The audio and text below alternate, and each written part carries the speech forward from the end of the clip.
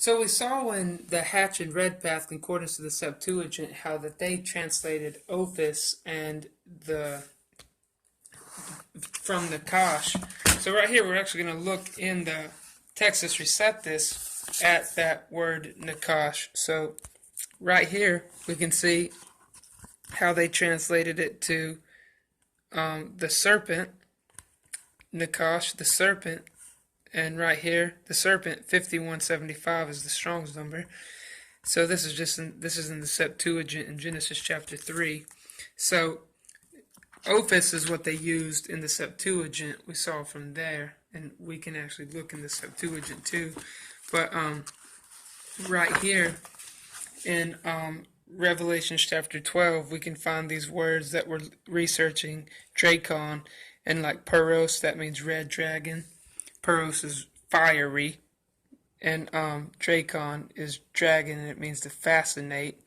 So if we look up here, this is where it actually equates all the terms when it says the dragon, great, the serpent, old, being called devil, and Satan. So it's saying that all of those are equivalent. If you read in chapter 12 of Revelation, around verses 9 and 10 there, it equates all of those. So right here, if we look in the Theological Word Book of the Old Testament by Arle Harris, Gleason L. Archer Jr., Bruce K. Walk, and look in the back, we'll actually see that the numbering system is different, but it still gives you the equivalence here. So you have the Strong's number on the left and the Theological Word Book of the Old Testament on the right. So we look up 5175, which is Nakash, and it says that to look at 1347a. So we're just going to go there.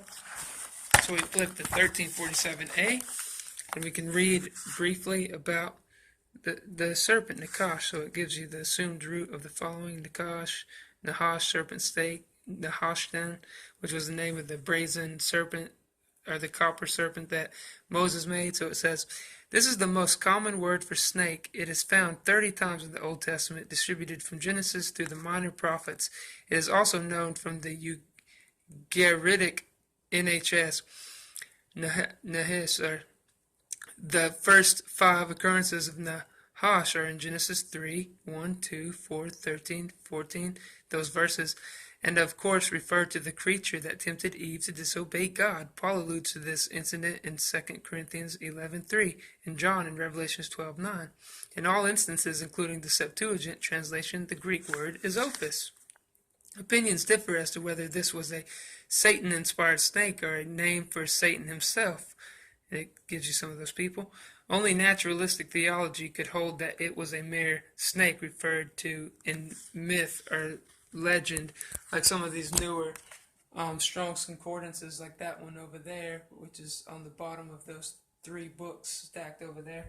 It says it's a mythological creature, and we don't believe that if you believe the Bible. So Nahash occurs in Exodus 4:3 and 7:15 in connection with Moses' rod turning to a serpent.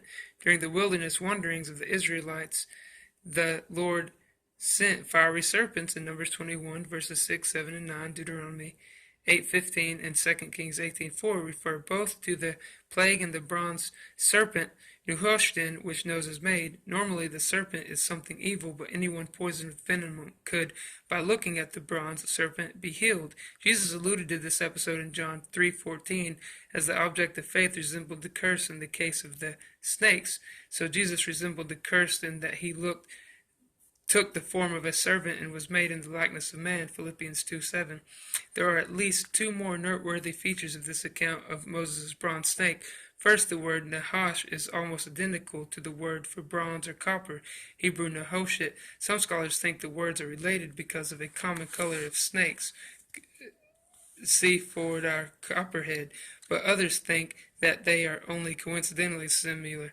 From 2 Kings 18:4, we can assume that The bronze serpent became a relic, a religious fetish, and that the people of God, acting like ordinary men, wanted to worship it. The name given it was Nehushtan, which may refer to the words Nahash, snake, and or Nehoshet, brass.